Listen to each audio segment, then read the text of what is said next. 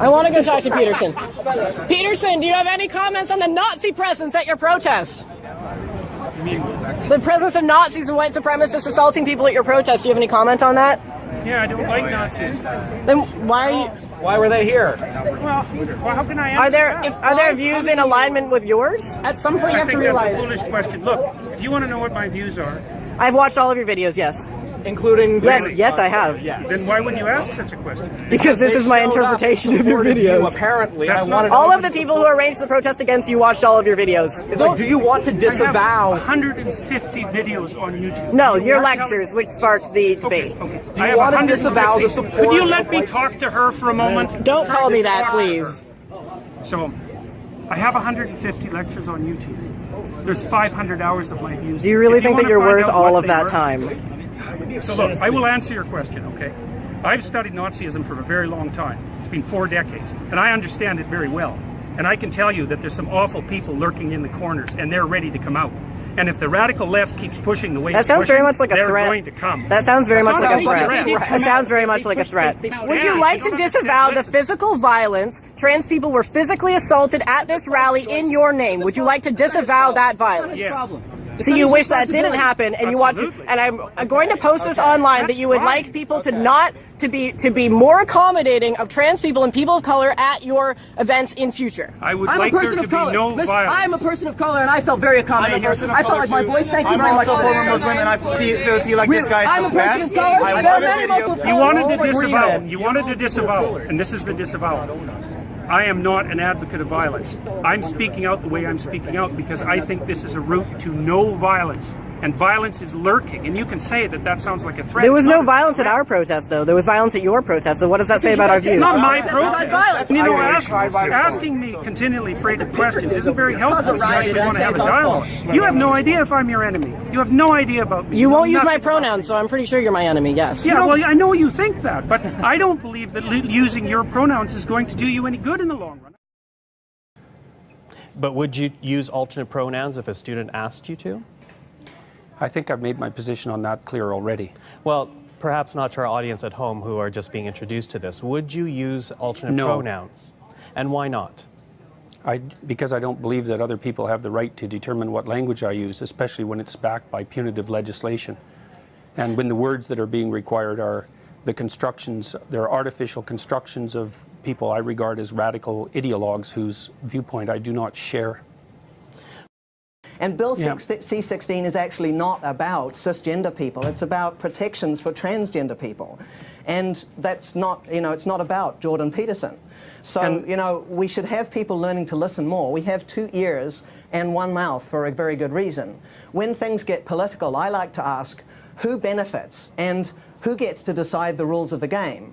So, mostly with this Peterson controversy, which is really just a small drama, a tempest in a teapot, he could just get over learning to program a few pronouns into his phone. By the way, I only have half a dozen or so that I actually use on an everyday basis, so it's not all that difficult.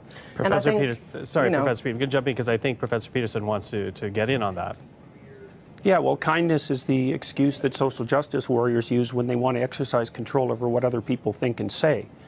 So, if we're bandying back and forth our differences in values, I would say that the highest possible value is truth, and that one of the concomitants is that we need stringent protection for freedom of speech so that we can utter the truths that we see fit. And I think that that's a value that's much higher than kindness, for example.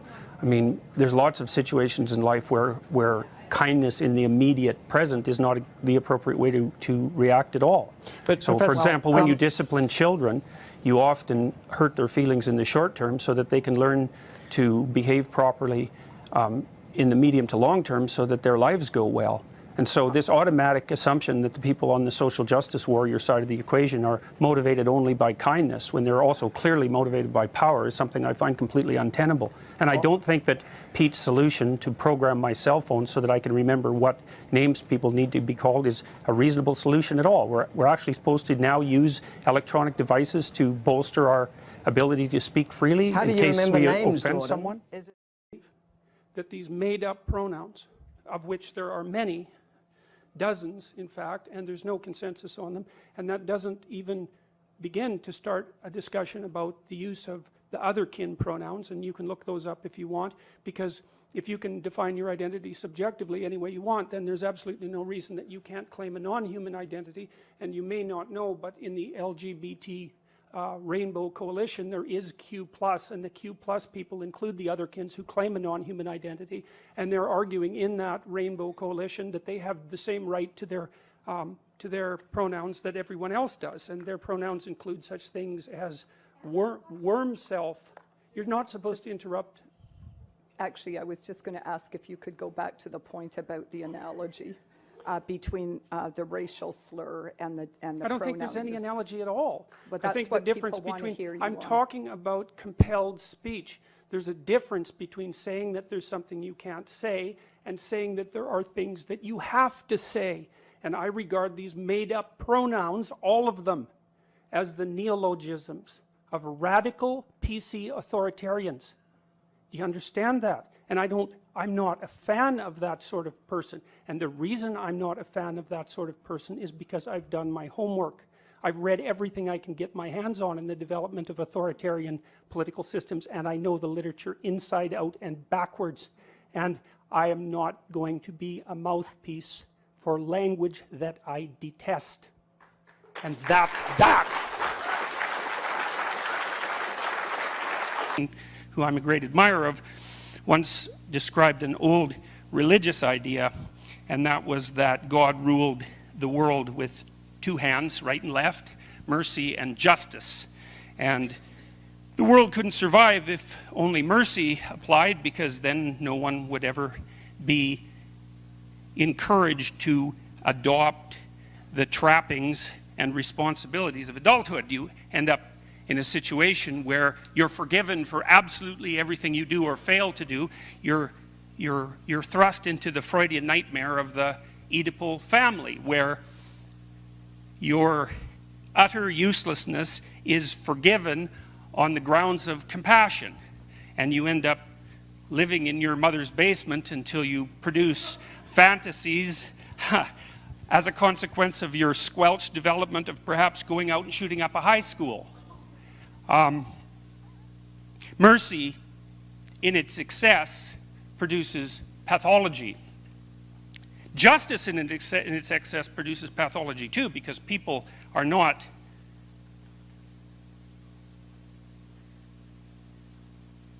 perfect, and that means that we all fail when we attempt to do the things that we know that we should do. And so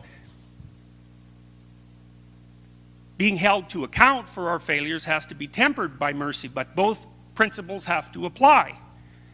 Justice means there's structure and rules, and the people who abide by the structure and play by the rules and move towards the top win. And mercy means we're forgiven our failures so that we can rise up and play again. But you can't have one without the other, because the world falls apart if you do.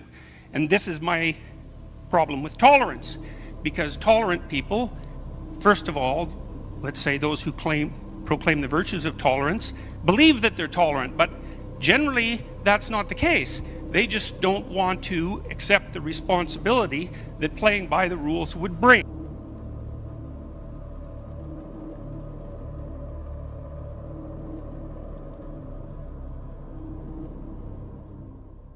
One of the problems with postmodernism is that, and this is a big problem, like this is a fatal problem, apart from the fact that it's incoherent and there's no value structure in it, and it's fundamentally divisive and destructive. There's a logical problem with it too that's even worse. And so you might be noticing that the LGBT set of acronyms keeps growing, eh?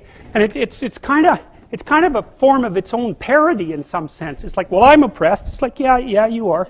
And, well, I'm oppressed too. Yeah, you're also oppressed. And maybe I'm even oppressing you, being part of this other marginalized group, but at least we share our oppression. Well, I'm also oppressed. Well, so am I. I'm oppressed too. It's like, okay, so here's a problem. There's a big problem here. The problem is, it's true. You're oppressed, you're oppressed, you're oppressed, you're oppressed. God only knows why. Maybe you're too short, or you're not as beautiful as you could be, or your grandparent was a serf, likely, because almost everybody's great-grandparent was. It's like, and you're not as smart as you could be, and you have a sick relative and you have your own physical problems, and it's like, frankly, you're a mess. And you're oppressed in every possible way, including your ancestry and your biology, and the entire sum of human history has conspired to produce victimized you with all your individual pathological problems. It's like, yes, true. Well, so what do you do in the face of that suffering? Try to reduce it. Start with yourself. What good are you? Get yourself together, for Christ's sake, so that when your father dies, you're not whining away in a corner, and you can help plan the funeral, and you can stand up solidly so that people can rely on you. That's better. Don't be a damn victim. Of course you're a victim. Jesus, obviously. How do you overcome the suffering of life? Is be a better person. That's how you do it. Well, that's hard. It takes responsibility. There's all these ruined people out there. They've got problems like you can't believe. Off they go to work and do things they don't even like. And look, the lights are on. My God, it's unbelievable. It's a miracle. It's a miracle. And we're so ungrateful. College students, the postmodern types, they're so ungrateful. You know, they don't know that they're surrounded by just a bloody miracle. It's a miracle that all this stuff works. That all you crazy chimpanzees that don't know each other can sit in the same room for 2 hours sweltering away without tearing each other apart, because that's what chimps do. So, with regards to respect, you know, you said, well, human civilization progresses a lot better if we respect one another, and I actually don't believe that at all. I believe that human civilization progresses and maintains itself when we respect people who've earned respect. You don't just respect everybody randomly. Well, what the hell use is respect if you just respect people randomly? It's like inflating the currency, you know? It's like the Simpsons episode where, you know, Bart gets a trophy because it's every child gets a trophy day. All you do is inflate the currency. Respect is actually limited to that category of people who have earned respect in some manner. So whatever you're talking about with regards to, say, common decency between people, it's not respect. And the definitions actually matter. They matter a lot. And so I hear the respect argument all the time, but you also can't force me to respect you. I mean, you might be able to force me to act like I respect you, but you can't force me to respect you. It's just not possible. There's a complex issue here, which is, to what degree do you allow individuals to govern the conversation that's had about them in their presence or otherwise? But I would just revert back to my original argument, which is that's a negotiation. It's either a negotiation. You got 3 states. You can negotiate with someone. You can be their slave, or you can be their tyrant. And I would pick negotiation, but as far as I'm concerned, the law right now, as it's currently instantiated, is a tyrant, and it makes people into its slave, and we're going to pay for that. And it's predicated on, hypothetically, on respect and compassion. I don't buy that for a second. I don't think that's true in the least. And there's a huge literature on compassion. Here's a problem with compassion. Mother grizzly bears are very, very compassionate towards their cubs. But if you get near those cubs, they'll tear you to pieces. And that's the flip side of compassion. And I'm speaking not as a lawyer here, but as a psychologist. That's already well documented. Compassion is by no means an emotion that produces the desired social outcome. Quite the contrary. Quite the contrary. Life is very much more complicated than, well, if you were just empathic, everything would work out. It's like you can't be equally empathic to everyone. And that's a big problem.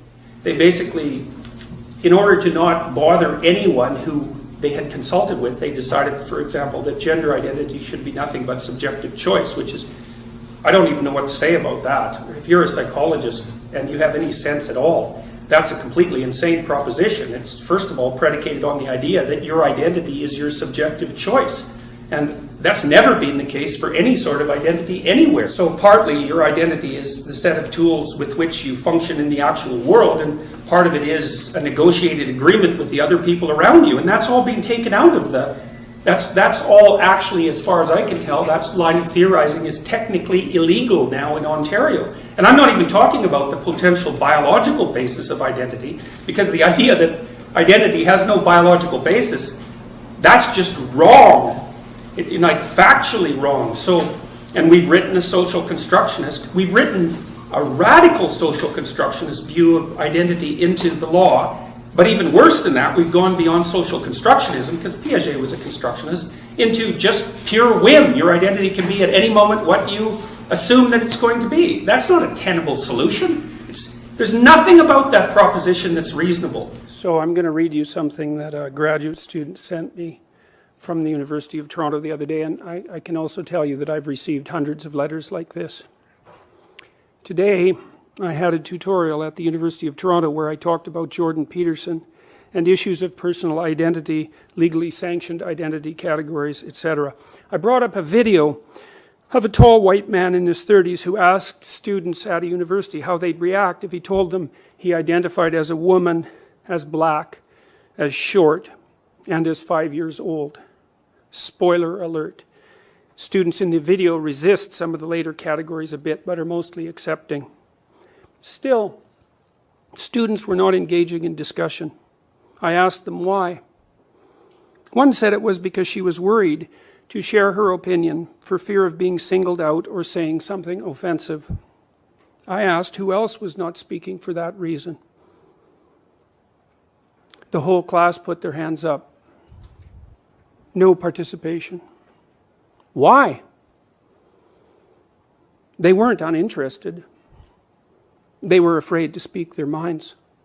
I'll start with Lawyer 1, who was the counsel to several prime ministers. He talked to me about the Human Rights Tribunal because I went and saw him 2 weeks after this all started. Human Rights Tribunal is a kangaroo court, in my opinion, and it should be abolished as fast as possible. It's one of the many institutions in Canada that pose a threat to your freedom that is of almost unimaginable proportions. Here's what this top lawyer told me. If I'm taken in front of the Human Rights Tribunal, it will cost me $250,000. I will pay the legal costs for my opponents, and I will lose. He said, go back to your safe little life and shut your mouth.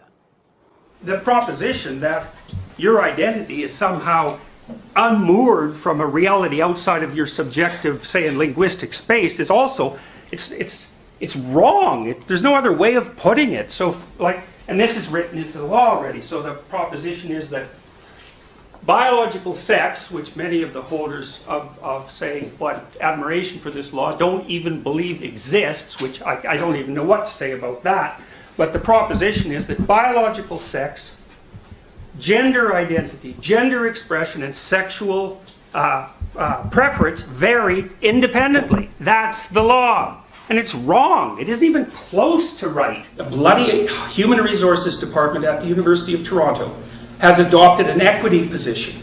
Okay, so what equity means is that it doesn't mean equality of opportunity. It means equality of outcome. And that is, so this is the idea. The idea is that you take a social institution like a university, and then you look at the organization of that university at every single strata, from the executive level all the way down to the student level. Then what you do is you do an analysis of each level by community demography, right? You get to define the demographic characteristics that you're going to discuss, however, which is actually a big problem. Then you make the presupposition that unless that organization at every level matches the demographic representation of people at every level, then it's corrupt, oppressive, and discriminatory, and it needs to be changed. Okay, so you think, well, what's wrong with that? Every level should have 50-50 men and women, let's say. It's like, you're really sure about that, are you? You're so sure about that. You don't think there's any natural differences in interest between men and women? Well, if you don't think so, then why are most psychology classes 80% women? And that differentiation is accelerating rapidly, like I've seen it over the course of my career, from maybe 60% men at the beginning of my career to like 80% women now. And men occupy more of the positions in the STEM fields, at least for now. It's the same in bloody Scandinavia. It's 20-to-1 nurses, 20-to-1 women to men nurses in Scandinavia, and 20-to-1 men to women in engineering. And that's in Scandinavia. And so what's happened in Scandinavia, as they've made the society more egalitarian in terms of its legal and social structures, is that the gender differences in personality between men and women have got bigger, not smaller. So what that means is that social constructionism isn't wrong. That's what it means. Wrong. Disproved. It's exactly the opposite of what the theory would have predicted, because the theory predicted, and God only knew how it was going to sort itself out. It's not like people knew this to begin with. The idea was that as you equalize the social structure, that the differences between men and women would disappear. Guess what? That didn't happen. And it's not studies of just a few hundred people in a few locations. Those are population-wide studies, and they've been replicated multiple times. So, and the funny thing is that, so there are temperamental differences between men and women. And neuroticism and agreeableness are not the only temperamental differences. So if you fragment extroversion, it fragments into assertiveness and gregariousness. Women are more gregarious, men are more assertive. If you fragment conscientiousness into orderliness and industriousness, women are more orderly and men are more industrious. If you fragment openness, which is the creativity dimension, into interest in ideas and interest in aesthetics, you find that women are more interested in aesthetics and men are more interested in ideas. So because you can fractionate the big 5 into 10, you get gender differences across all of them, and they're not trivial either. They make a difference. So, okay, so anyways, back to the equity thing of all the preposterous and idiotic ideas. So, first of all, to make gender equity across every dimension of an organization, you have to assume that men and women have identical interests and temperaments, and that if they don't, the state should intervene to bloody well ensure that they do, which is something for all you women to figure out, because now there's many positions in society that women preferentially occupy. So what are you going to do about that? And what are you going to do about the Asians? Because they occupy preferential positions as well. You know, they're overrepresented in all sorts of professional institutions. And the probability is that that's going to increase. What are you going to do about that? What about the Jews? What are you going to do about them? Because they're in the same position as the Asians. You're going to put quotas on all those people? What kind of stupidity is that? And then it's worse, too, because let's say you equalize women, and just for the sake of argument, across all these different dimensions of society. Well, then what are you going to do? Are you going to equalize for black women and Latino women and Asian women? Are you going to subtype black women? Because it's not like they're all the same. Are you going to ensure that women from lower classes are represented just as much as women from upper classes? And how many generations back are you going to go to check that? What about intelligence? What about attractiveness? How about height? How about weight? So the problem with the fractionation by group identity is that it's endless. There's no way of ensuring equality across groups because there's an infinite number of groups. You can fragment group identity all the way down to the level of the individual, which is exactly what you should do, which is what we already did in the West. We figured, well, the ultimate diverse population is a population of individuals, so you let the individuals sort it out. No, we're going to replace that with group. Well, what that means for the bloody social activists is that they'll be able to play this game forever because you can continually fractionate group identity ad nauseum, and so the system will never be equal. And you can bloody well be sure that as we implement social policy to make sure that all outcomes are equal, that the amount of space that you personally are going to have to maneuver in is going to shrink and shrink and shrink and shrink. We've already seen that happen in many societies. You think we would learn from the 20th century? I was just going to ask if you could go back to the point about the analogy between the racial slur and the I don't think there's any analogy at all. But that's I think what the difference people want to between hear you I'm on. talking about compelled speech. There's a difference between saying that there's something you can't say and saying that there are things that you have to say. And I regard these made-up pronouns, all of them, as the neologisms of radical PC authoritarians. Do you understand that? And I'm not a fan of that sort of person. And the reason I'm not a fan of that sort of person is because I've done my homework. I've read everything I can get my hands on in the development of authoritarian political systems, and I know the literature inside out and backwards. And I am not going to be a mouthpiece for language that I detest. And that's that.